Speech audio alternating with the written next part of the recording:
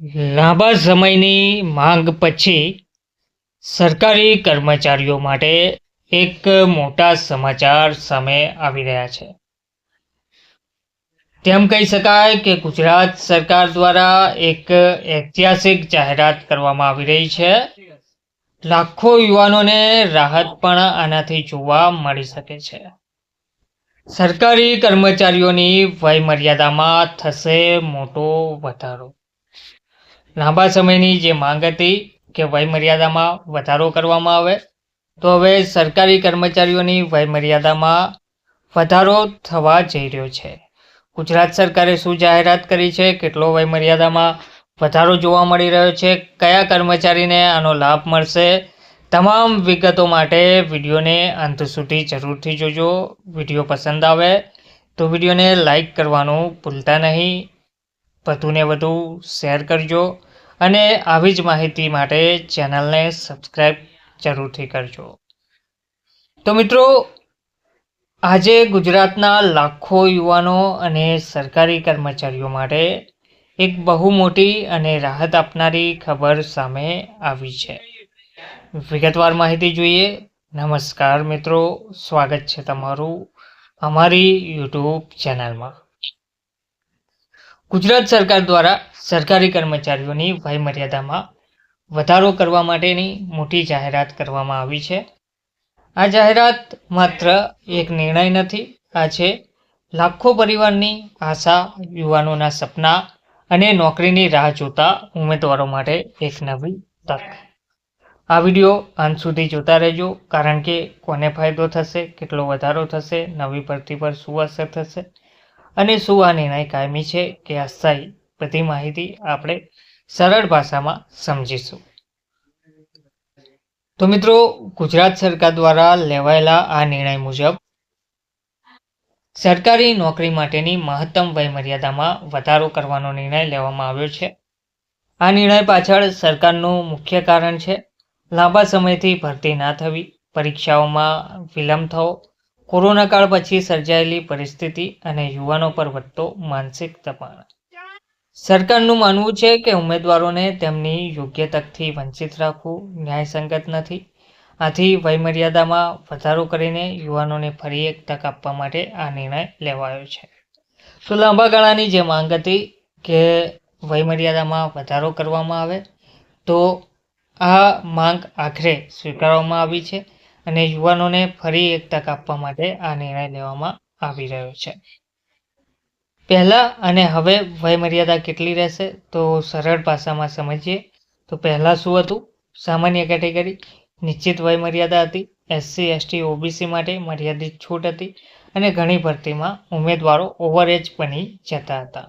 હવે શું બદલાવ્યું છે, તો વયમર્યાદામાં વધારાની છૂટથી લાંબા સમયથી જે તૈયારી કરતા ઉમેદવારો છે તેમને લાભ મળશે.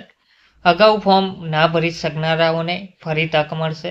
આ નિર્ણયથી હજારો ઉમેદવારો જે નિરાશ થઈ ગયા હતા તેમને ફરી આશાનો દીવો દેખાયો છે. હવે કોને મળશે સૌથી વધુ ફાયદો, તો આ નિર્ણયનો સૌથી મોટો ફાયદો મળશે લાંબા સમયથી સ્પર્ધાત્મક પરીક્ષાની તૈયારી કરતા ઉમેદવારોને. કોરોના કાળમાં ભરતી અટકી જવાથી ઓવરએજ થયેલ યુવાનોને અને ગ્રામ્ય વિસ્તારના ઉમેદવારોને, મહિલા ઉમેદવારોને અને SC, ST, OBC વર્ગના ઉમેદવારોને ખાસ કરીને વધારે ફાયદો થશે. તો ખાસ કરીને જોવા જઈએ તો તલાટી, ક્લાર્ક, PSI, ASI, શિક્ષક, પંચાયત અને અન્ય વર્ગ 3 અને વર્ગ 2ની ભરતીમાં આ નિર્ણય ગેમ ચેન્જર સાબિત થઈ શકે છે. બેરોજગારી અને યુવાનો પર જે અસર પડતી હતી તેમાં પણ મોટા ફેરફાર જોવા મળશે. મિત્રો, આપણે સૌ જાણીએ છીએ કે ગુજરાતમાં જ નહીં, સમગ્ર દેશમાં બેરોજગારી એક ગંભીર મુદ્દો બની ગયો છે. આ નિર્ણયથી યુવાનોમાં ફરી આત્મવિશ્વાસ આવશે, તૈયારીમાં થયેલો સમય વ્યર્થ નહીં જાય, પરિવાર પરનો દબાણ ઘટશે, માનસિક તણાવ ઓછો થશે. એક રીતે જોવામાં આવે તો આ નિર્ણય માત્ર નોકરી માટે નથી, આ છે યુવાનોના ભવિષ્ય માટેનો નિર્ણય. તો કહેવામાં આવી રહ્યું છે કે આ જે ફાયદો છે તે સૌથી મોટો ફાયદો SC, ST, OBC વર્ગના ઉમેદવારોને થશે, કારણ કે સરકાર પહેલાંથી જે છૂટછાટ આપતી હતી વયમર્યાદામાં, અને હવે વયમર્યાદા વધતા તેમને વયમર્યાદામાં મોટો ફરક પડશે. તેમજ લાંબા સમયથી જે સ્પર્ધાત્મક પરીક્ષાઓની તૈયારી કરતા હોય છે ઉમેદવારો અને વયમર્યાદા પૂર્ણ થઈ જવાના લીધે નોકરી મેળવી શકતા નથી તેવા કર્મચારીઓને પણ માટે પણ આ લાભદાયક સમાચાર છે. કોરોના કાળમાં ભરતી અટકી જવાથી ઓવરએજ થઈ ગયેલા યુવાનોને પણ ફાયદો જોવા મળશે. કોરોના કાળના કારણે ઘણી ભરતીઓ અટકી ગઈ હતી અને તે ભરતી પ્રક્રિયા ફરીથી અમુક શરૂ કરવામાં આવી છે, અમુક શરૂ કરવામાં નથી આવી. તે સમયે જે ઉમેદવારોએ ફોર્મ ભરેલા હતા તેવા ઉમેદવારોને પણ આ ફરીથી ફાયદો જોવા મળી શકે છે. ગ્રામ્ય વિસ્તારના ઉમેદવારોને ખાસ ફાયદો જોવા મળશે. મહિલા ઉમેદવારોને પણ એટલો જ ફાયદો જોવા મળશે. જેમાં આ જે વર્ગ 3ની ભરતીઓ છે જેવી કે તલાટી, ક્લાર્ક, પીએસઆઈ, એએસઆઈ, શિક્ષક, પંચાયત વર્ગની આંગણવાડી ભરતી, આશા વર્કર બહેનો, મધ્યાહન ભોજન કર્મચારીઓ જેવા કર્મચારીઓ માટે પણ આ નિયમ યોગ્ય સાબિત થશે અને અન્ય વર્ગ 3ના જે કર્મચારીઓ માટેની જે ભરતી છે તે માટે પણ આ યોગ્ય નિર્ણય સાબિત થશે. તેમજ વર્ગ 2ની ભરતીમાં પણ આ નિર્ણય ગેમ ચેન્જર સાબિત થવા જ પામ્યો છે. તો ગુજરાતમાં જ નહીં પરંતુ સમગ્ર દેશમાં બેરોજગારી એ એક ગંભીર મુદ્દો બની ગયો છે. જેમાં આ નિર્ણયથી યુવાનોમાં પણ આત્મવિશ્વાસ વધશે. તૈયારીમાં થયેલો સમય હવે વ્યર્થ નહીં જાય એવું થતું હતું કે તૈયારી કરતાં ઉમેદવારોની ઉંમર ક્યારે વધી જતી હતી ખ્યાલ જ પણ નહોતો આવતો અને ઉંમર વધવાના કારણે તે લોકો નોકરી મેળવી શકતા ન હતા. હવે વયમર્યાદામાં ફેરફાર કર્યા હતા. હવે તેમને નોકરી મળશે. પરિવાર પરનો દબાણ જે હતું તે પણ થોડું ઓછું થશે.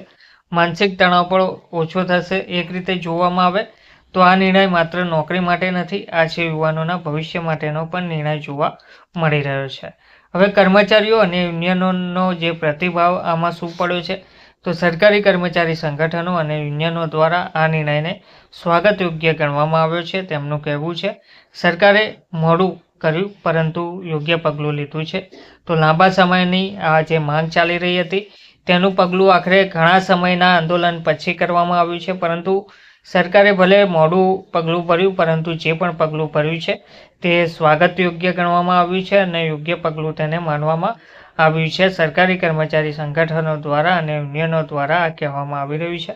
ઘણા સંગઠનો લાંબા સમયથી વયમર્યાદામાં વધારાની માંગ કરી રહ્યા હતા જે હવે પૂર્ણ થતી દેખાઈ રહી છે. રાજકીય અને સામાજિક વિશ્લેષણની વાત કરીએ તો રાજકીય દ્રષ્ટિએ જોવામાં આવે તો આ નિર્ણય યુવાનોને આકર્ષવા માટે મહત્વપૂર્ણ સરકારની સંવેદનશીલતા દર્શાવે છે.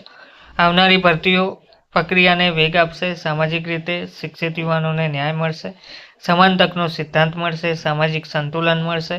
આ નિર્ણયની લાંબા ગાળાની જે અસર હતી ગુજરાતના રોજગાર ક્ષેત્ર પર પણ આ અસર જોવા મળશે. તો મિત્રો અંતમાં એટલું જરૂરથી કહીશ કે સરકારી કર્મચારીઓની વયમર્યાદામાં વધારો એ માત્ર એક જાહેરાત નથી, આ છે આશા, તક અને નવો આરંભ. જો તમને આ માહિતી ઉપયોગી લાગી હોય તો વિડીયોને લાઇક કરજો, ચેનલને સબસ્ક્રાઈબ કરજો અને દરેક યુવાન સુધી આ વિડીયો શેર કરજો. આ નિર્ણય તમારા માટે કેટલો મહત્વનો છે તે જરૂરથી જણાવજો. જય હિન્દ, જય ગુજરાત.